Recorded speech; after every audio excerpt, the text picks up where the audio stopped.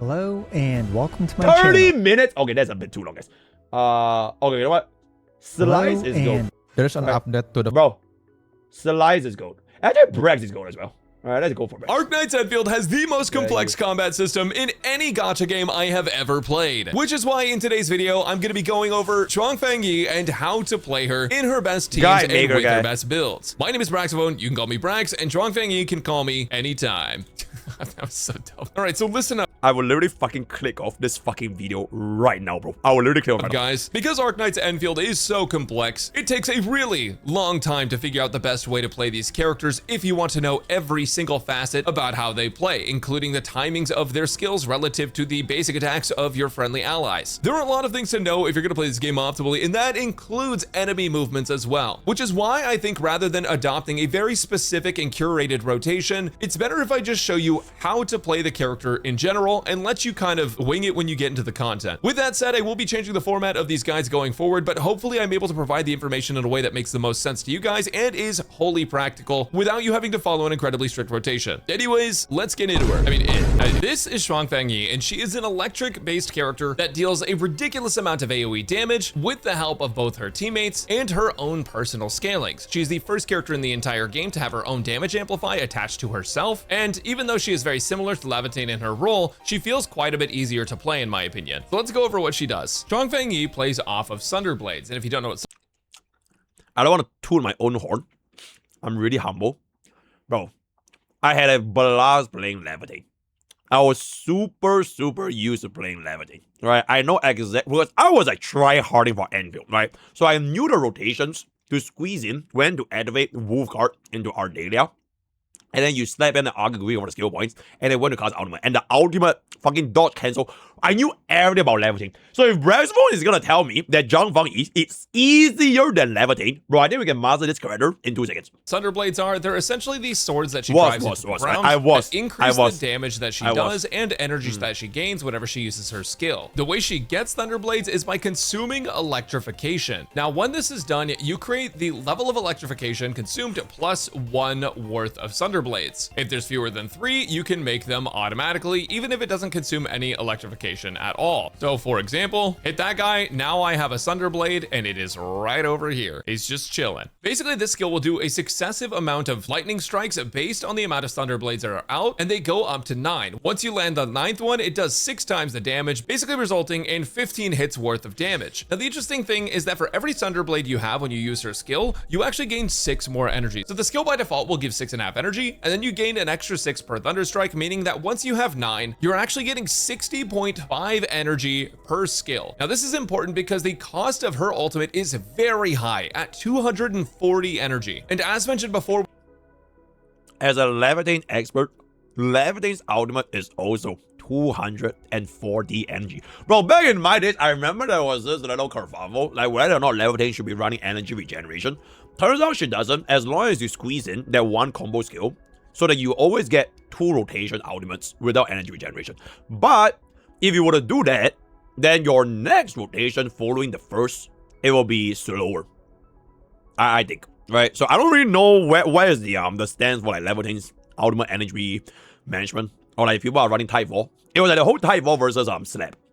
Right, for the secondary mistakes. When you don't have any Sunderblades out, you're just getting the 6.5 energy. So basically what this means is that Zhuang Fangyi at the start of a battle is actually quite slow, but as you progress through the battle, she actually gets faster and ramps up. And the cool thing is that after you overcap on Sunderblades, it starts resetting the cooldowns of them, meaning that once you have 9, you can basically keep 9 the rest of the fight so long as you play around the electrification mechanic and keep refreshing more of them. This will eventually lead to her getting ultimates very quickly as opposed to how long it takes her to get one at a standard pace at the beginning of a fight. Now, one thing to note is that this is basically not important at all if you're just doing farming content. So her build when you're farming is going to be different from her build when you're doing endgame content. An overwhelming majority of her damage is her skill, and over 60% of the damage she does is from her skill, and her ultimate is just going to enhance that. Her ultimate also allows her skill to apply electric infliction to the target that's hit. It makes it so that her combo skill gets a higher multiplier and becomes 4 times faster and the effect becomes AoE. And lastly, her ultimate will change her basic attack multiplier and make it so that her first cast of her skill doesn't cost SP or electrification and is guaranteed to create 3 Sunder Blades even without electrification. Now, her combo skill is actually really important, so let's go back to that. The combo gets triggered whenever you do a final strike on an enemy that has electric infliction. Now, there's a lot of characters that can do that in this game, and they are very good with Zhuang Fangyi. Additionally, her combo skill does have a 17-second cooldown. However, that won't be an issue as we do have our combo skill aligning pretty dang My EN can start today.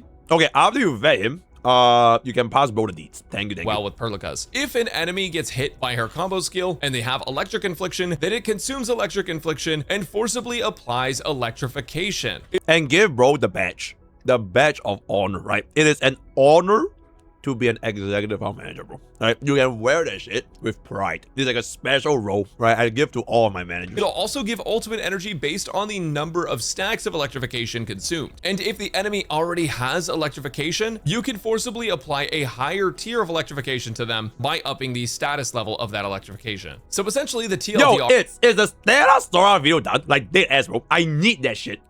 I need that shit now, bro. It was 80% 4 hours ago. Where is it, bro? Oh, it's uploading. Okay, it's uploading. Of this character is that you want to apply electrification and consume it with her to create Sunder Blades. Using those Sunder Blades, you will get energy towards her ultimate, and when you use her ultimate, you will get 3 Sunder Blades in addition to tons of damage. Her skill will be enhanced with a bigger AoE and more damage, and her basic attack sequence will also be enhanced. She feels like a pretty solid version of a hyper carry character. Essentially battery her to get her to her ultimate, and then once she has her ultimate, she should basically shred everything on her own. She also has a couple passives that I want to quickly go over, including the Force of Nature passive, which is going to make it so that casting her skill will give her an electric amp and will increase that electric amp every single time she casts a Thunder Strike and hits an enemy. Now remember, the amount of Thunder Strikes you do depends on the amount of Sunder Blades that you have, and this means that the damage amp can get very, very high, up to a max of 36%. On top of that, she has a base 9% chance of gaining immunity against damage taken, with each Sunder Blade nearby increasing that amount by 1%, so up to an 18% chance of getting immunity to damage taken. Additionally, after triggering the immunity, she gets a bunch of HP back, and that can only trigger once every 99 seconds. So you likely will still need to bring a healer. However, you can mitigate a lot of the damage that she takes. So with that said, let me go show you how she plays. There are multiple ways to apply electrification on this team. If you look here and I use her skill right away, nothing happens because there is no electrification. However, we are guaranteed the 1 Sunder Blade because we have less than 3. So for example, we could cast this 2 more times and we would have 3 Sunder Blades right off the bat, but this is not the most efficient way to play it, and it's not going to net you the most damage, especially because we're just not hitting electrification at all. What I'd recommend instead is taking a character like Perlica, using their skill to apply electric infliction, then using their combo skill to apply that level 2 electrification, and then absorbing it to get some Sunder Blades. You can do that same thing again to apply more Sunder Blades. It'll take a moment for her cooldown to reset. However, we do have some things in the game that allow us to increase cooldown speed. Here we go. We're gonna get some more Sunder Blades. We now have 6. We need about 1 more basic attack sequence to get more Sunder Blades. Do both combos. We have 9 Sunder Blades. And now we can use our enhanced skill, and it just absolutely demolishes Rodon. Although, hold on, let me go ahead and head out of here. There we go. So I'm gonna hit him with Perlica for electrification. I'll wait till this goes off. Now I'm gonna use her skill. And as you can see, it does a ridiculous amount of damage.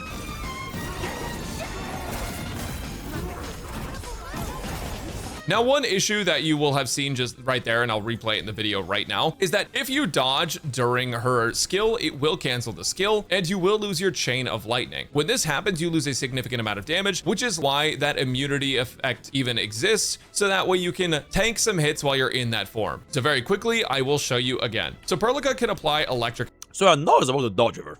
Here's what I'm gonna get. She's supposed to be very, very casual friendly because of the damage immunity. Don't dodge and then stand there, take the hit, and then just boom, boom, boom, boom. Infliction. So you want to trigger Zhuang Fangyi and Perlica's skills right next to each other. So there is 1 electric infliction stack here. And the cool thing is, if you use both the combos in quick succession, you can actually apply level 2 electrification because Perlica also forces her own. So there we go. Now we actually have 2 levels of electrification, and we can use her enhanced skill to get 3 Sunder Blades right off the bat. Now, the timing of this is actually important. So I'm gonna apply electrification. You want to make sure that Perlica's electrification applies to him before Zhuang Fangyi's does, so you can get the second level. If not, Zhuang Fangyi will consume the electrification, and then another stack of electrification will appear on him, and you will need to use another skill to clean it up. So timing does matter here. So there we go. We got the second level. There it is. We can absorb. We have a bunch of blades. I'm just gonna go ahead and do one of these. Okay. Am I supposed to always cast my ultimate like the moment my ultimate is available, or am I supposed to cast my ultimate when I'm like now this shit? Because I'm guessing with a Leviathan you can just cast your ultimate immediately, right? And you don't have to wait for the 4 stacks of the Hellfire blade, whatever the fuck. And then when you come into this state right here, you should be timing up like the rest of your unit's ultimate. So everything can just kind of just go, right? You must wait for 9. You have to wait for 9. So but 9 feels very slow though. Like, even from the demonstration just now, it feels like the application of the Thunder Blades are like really, really slow. And like by the time I have to wait for 9, I'm like wasting a shit ton of like energy in the back. Like, see what I'm saying? She's really slow. Show you her basic attack. Okay, wait, chat, let me guess. Let me guess, guys. Let me guess. There's a way to fix how slow she is. I call that the E2 syndrome. Alright? Does that fix that shit? Does that fix that shit? Okay. E1 gives her 1 more. Okay, E2 actually changes nothing.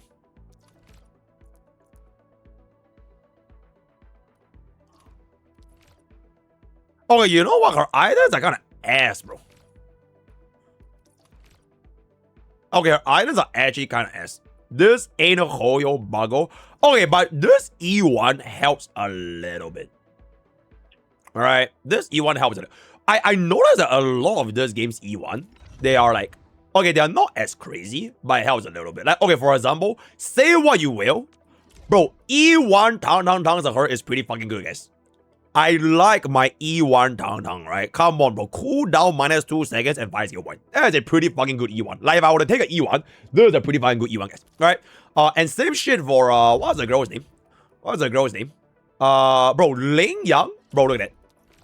Bro, crazy, bro. It is a huge quality of life, right? So, I'ma keep it a buck. Some of this game's E1 is pretty decent, all right? I wouldn't mind getting their E1s, essentially. Especially Tang. Attack sequence as it's enhanced. Never mind, he goes into sicko mode. They really got to give us a better test dummy in this game, man. We get our first you skill only have 1? What the fuck are you pulling, my man? Yo, Shin, you play the game. If you are tourist, just say so. If you are a LARPer, just say so. Because I can tell you right now, I am a LARPer, and how the fuck are you gonna be having less limited units than me? You have to save the 120 before you pull. Why? Bro, just pull, bro. Yeah. I think the only time I've put on a banner when I have 120 exact is Leviathan. I've never, ever waited for 120. If I was like, okay, you know what? Worst things worst. At 60 pulls, nothing comes, skip. Employ the Sarah method, right? Because if you use that 60 pulls, the pivot towards the next 5-star is still going to carry forward. And you get a free tempo, right? So if nothing happens to that 60, bada boom, bang, skip on into the next, and then you're gonna be able to get your money back, right? That's all you exactly, bro. Like waiting for 120 is telling yourself like, okay, you know what? I can't win. Alright? You are already preparing yourself for failure, right? You think you can't win because you are waiting for 120, right? Real winners, right? You can win. I can win the 50-50. I don't need to go to 120 for a fucking limited rate up, right? All I need to do is commit for whatever I have, right? All in with whatever I have, and if it happens, fantastic. If it doesn't happen, then right? And that's how you should be playing Gacha. In other words, be greedy and stupid, right? And 3 does a ridiculous amount of damage. We also get our enhanced like claw attacks, which are just so sick. We can also just throw some arc light in there. We can throw some Perlica ult in there. And now we can use her skill. Holy cow, that is just ridiculous. And I'm not even trying to do like a damage showcase. I'm not doing any like crazy setups with the food or anything. That's just what she does. She's just nuts. And keep in mind, guys, this is AoE damage. So if you're playing Gilberta and there's like 5 enemies in there, they're all taking that damage and it goes crazy. She becomes even stronger in content where there's multiple enemies because you can apply that electrification to multiple of them at a time, which can lead to significantly faster swords. Now, I will go over her build in just a second, but first I want to talk about her best teams for applying Electric Inflictions and trying to get her ultimate out as quick as possible. There are a few different characters that can apply Electric Infliction, and to be honest, all of them kind of work with her. She's a very flexible unit, but overall, my favorite team to play with her is Zhuang Fangyi, Perlica, Arclight, and Ardelia, which seems to net some of the highest damage with some... Whoa! Captain Cabinet! Wait, yo, first of all, thank you so much for the raid. Yo, second of all,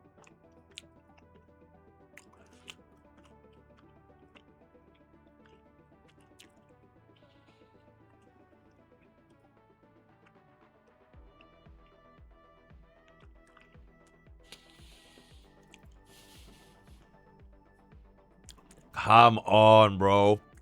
All right, come on, bro. Like, I'm just saying, right? But thank you so much for the raid.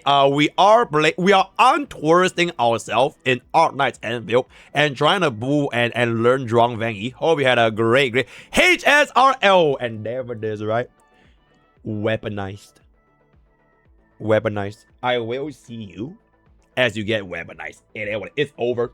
You're done, right? But thank you so much, Ray. Thank you so much, Ray. I hope you have a great rest. And then we are just gonna. I'm eating a burrito, right? So I just be mukbanging. Of the easiest play. Now, the reason for this is because you're actually able to run multiple different buffers alongside her that will significantly increase her damage. In particular, this works really well with Perlica, who's able to use a weapon like Wild Wanderer to make it so that when the wielder applies electrification, which is her, the team gains physical damage and electric damage dealt, and it's a massive increase. The other benefit of this is that it is a 5-star weapon, meaning that you can get it maxed out even as a free-to-play player should you spend the time. That all combined with the fact that she can force electrification with her combo skill, and her combo being on a lower cooldown thanks to this combo skill reduction set, Perlica is kind of one of the better characters you could put on one of these teams. Personally, I like to run her on Qingbo Light Armor, Pulsar Lab Gloves, and 2 Qingbo Casks because this new set allows her to have the stats that she wants with some arts intensity, in addition to the cooldown reduction and skill damage dealt, and Perlica's skill hits hard. Now, Arclight is another staple in this team, specifically because she's able to apply Electric Infliction with her ultimate, or even forcibly apply electrification. This pairs particularly well because it allows you to get more Thunder Blades up more quickly on Zhuang Fangyi, and Arclight's combo skill procs very frequently, meaning that you are able to dish out a fair bit of damage on her. The only thing is that you don't want to actively hit her skill because it will consume the electrification that enemies have. It does give you a little bit of freedom to recover some SP, but you also spend 100 SP to use this, so I don't really recommend it. However, because her combo skill can recover SP, you can use Thermite Cutter on her to grant an attack buff to your entire team. Wait, she's a horse? Should you have this essence...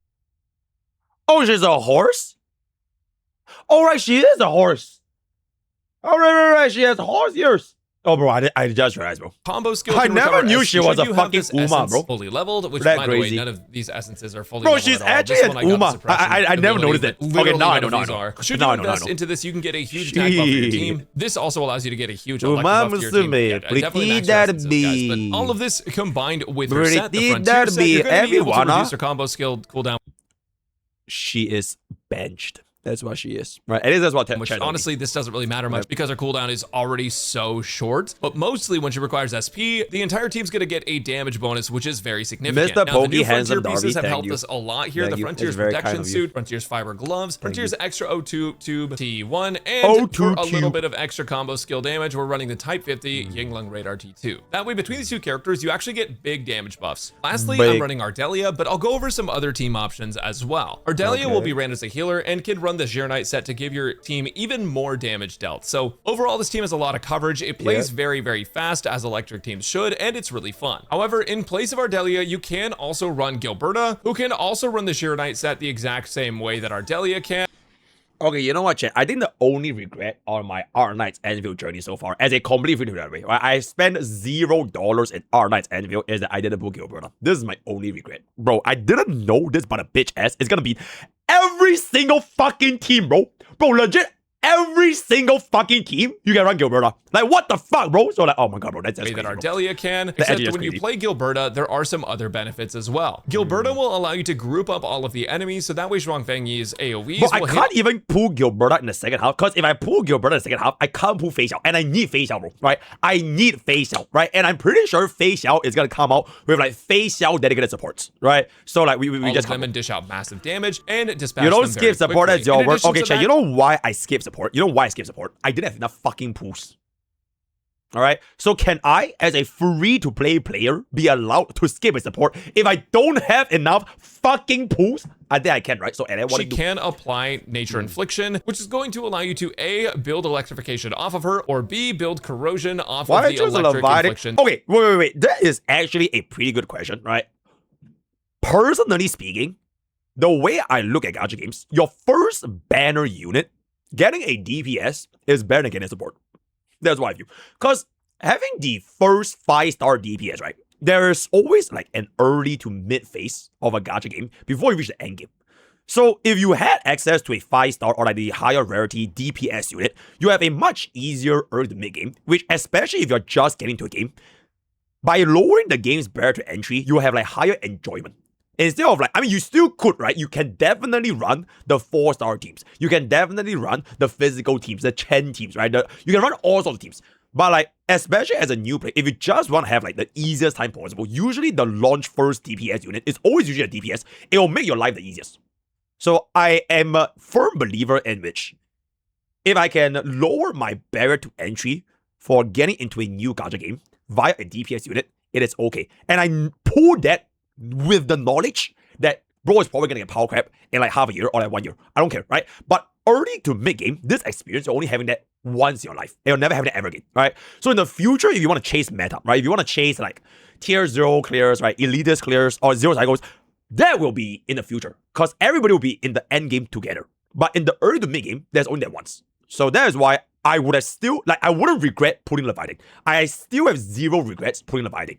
So that's gonna be that. If they, back in my days, they made Gilberta the banner at the third half. Right? It used to be Leviathan into Yvonne into Gilberta. They fucking switched that shit.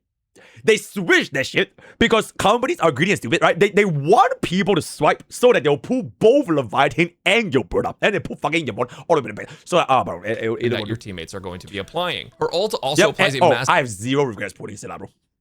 Bro, why would I... Bro, Sena just got Nova Flare, right? God real is God real. If anything, I fucking regret putting Jingen. Of art susceptibility, and with the Share Knight set that she is not equipped with right now, she's going to be massively helpful for your team's damage output. Yeah, I also want to give some honorable mentions to Antal, Akikuri, and Aviwena. Now, Antal is a character that can apply electric susceptibility and heat susceptibility to enemies, and in addition to that, he can apply an electric amp and heat amp to the entire team. This is going to be massively helpful for your damage. However, one thing to keep in mind is that you do have one source of amp built into this character already, and it can be better to replace him with other choices. Akikuri is good in basically every... Okay, wait.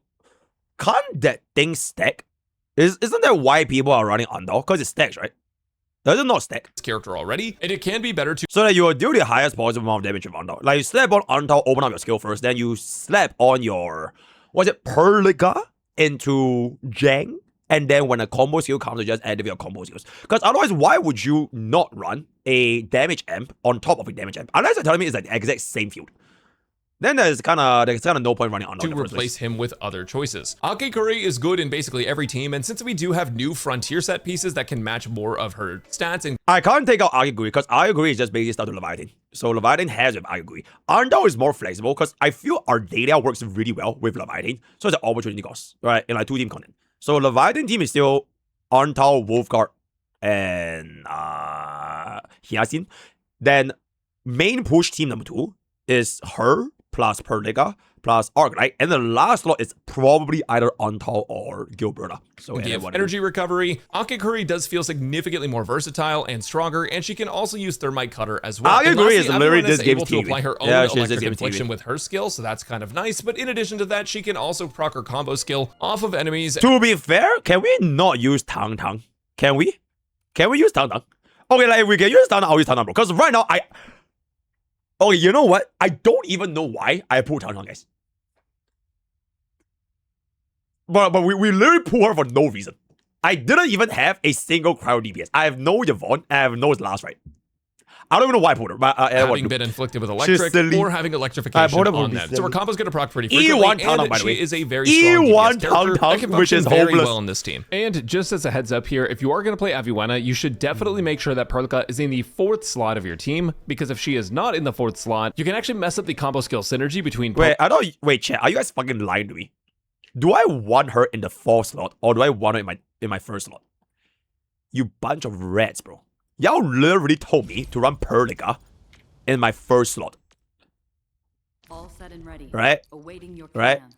Right? Wait, where is it? Okay, so do I run a 1st or 4th slot?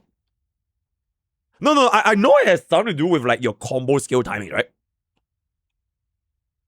It's with every Warner. Okay, is this team fine?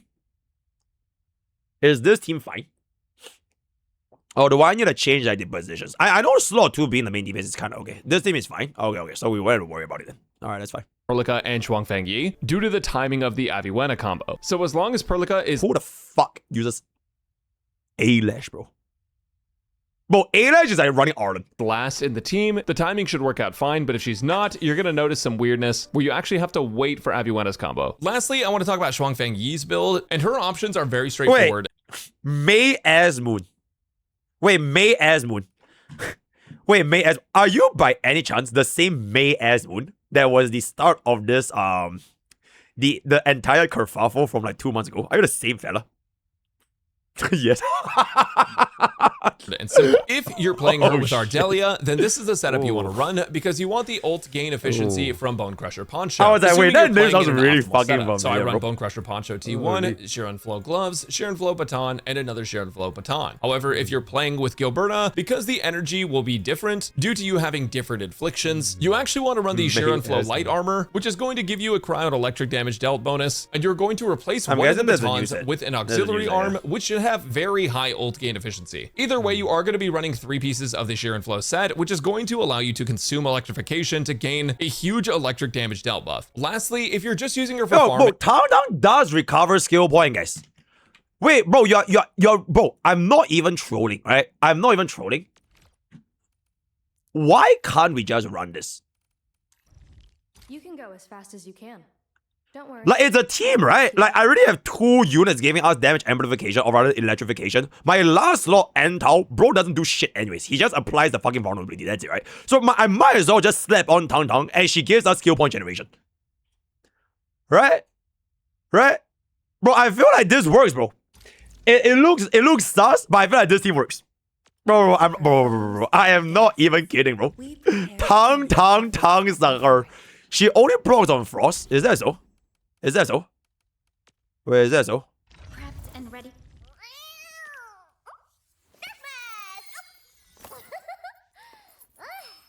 She returns skill point based on the number of water sprout.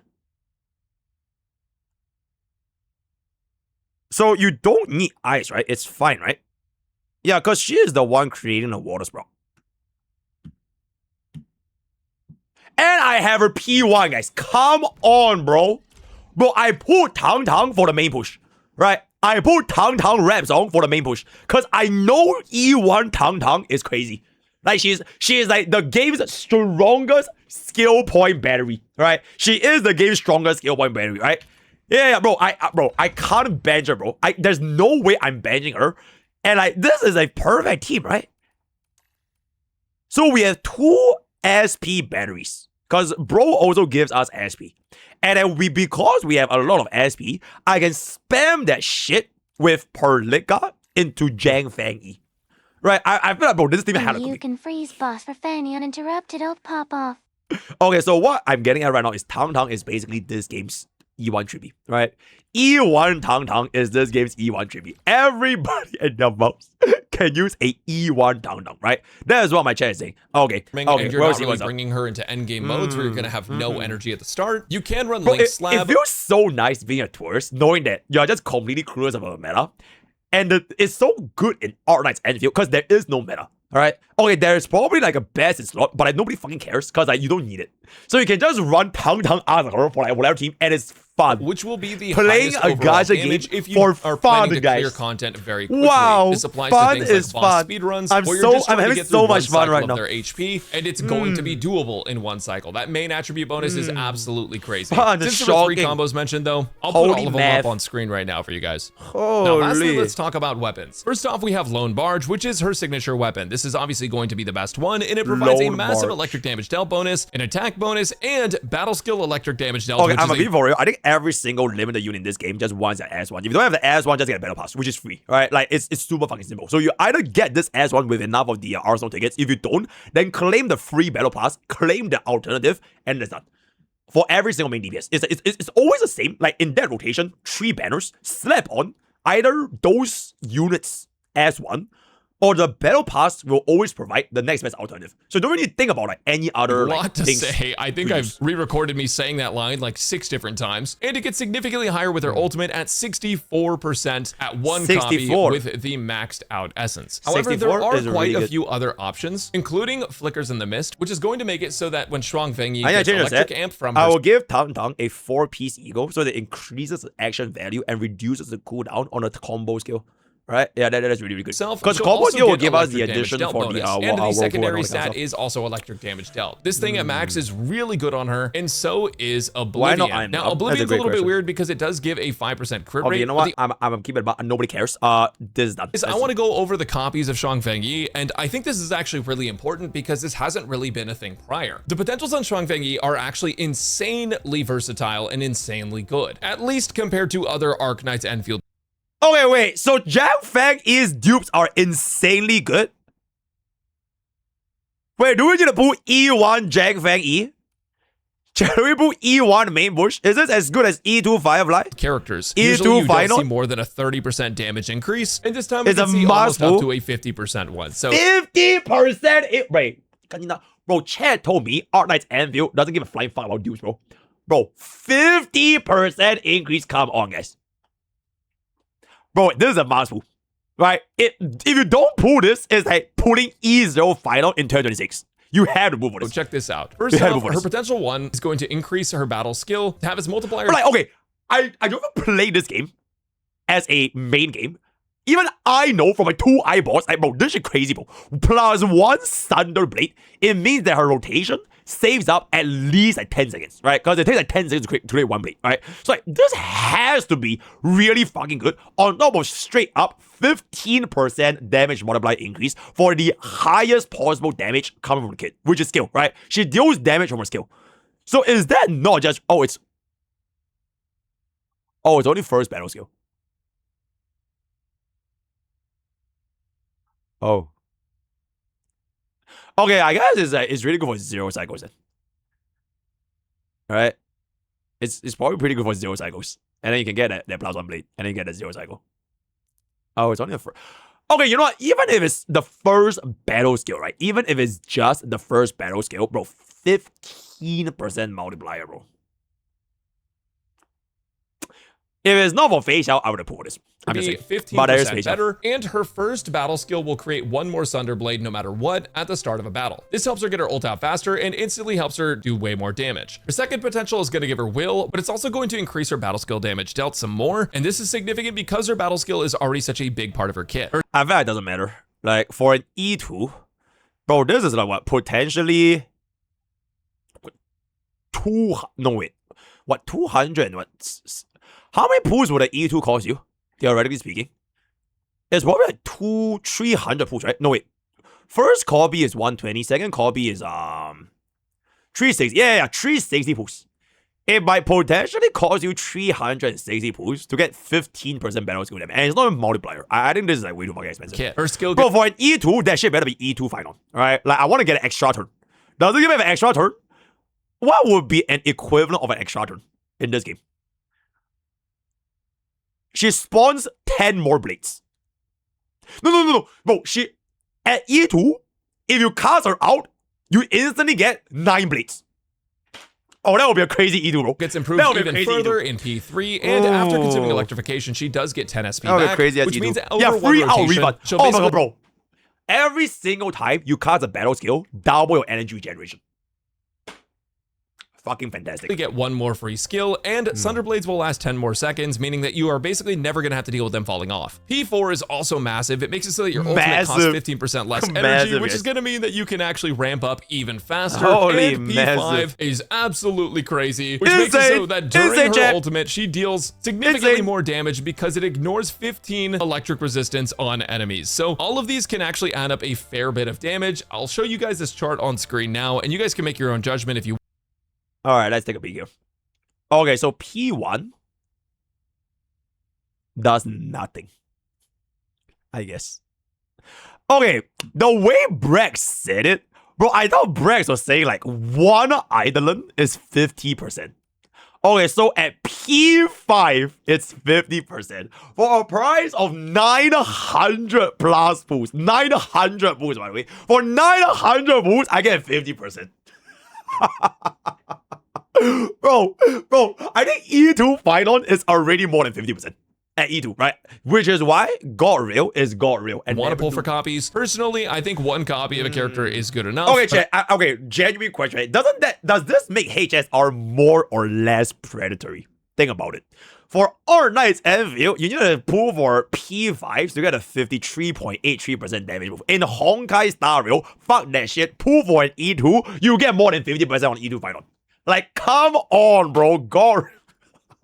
Bro, I really want that God Real emote. If Cole can make the God Real emote, I don't know. Once you see those arts, it's kind of God all Real over for you. Anyways, I hope you guys found this video helpful. Well, okay, that is a fair point, right? There's no place to use it for now. It's like the same argument as why would you pull for an E6 aircraft back in those days? You just one-shot everything, right?